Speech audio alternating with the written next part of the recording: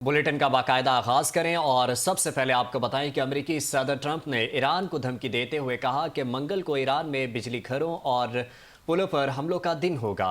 Iran में एक साथ ये काम मुकम्मल किया जाएगा।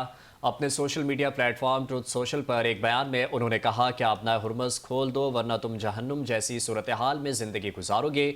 उन्होंने कहा कि नशरियाती इदारे से बात करते हुए डोनाल्ड ट्रंप ने बताया कि उन्हें यकीन है कि पीर को ईरान के साथ मुआहदे का एक अच्छा मौका है, जबकि वो पहले अपना हुर्मुज़ खोलने या फिर बदतरीन बमबारी का सामना करने की धमकी दे चुके हैं। उन्होंने कहा कि मेरे ख्याल में कल एक अच्छा मौका है, अब वो मुज़ाकरात कर रहे हैं।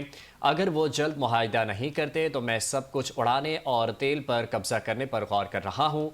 उनका कहना था अगर ईरान मुआहदा करने में नाकाम हो जाता है तो फिर आप उनके मुल्क भर में पुलों और पावर प्लांट्स को गिरते हुए देखेंगे। इससे कबल डोनाल्ड ट्रंप ने ईरान को 48 घंटों का अल्टीमेटम देते हुए बताया कि ईरान को अपना हुर्मुज़ खोलने के लिए 10 दिन की मोहलत दी थी और अब वक्त निकलता जा रहा है और 48 घंटे बाद क़यामत ढा दी जाएगी।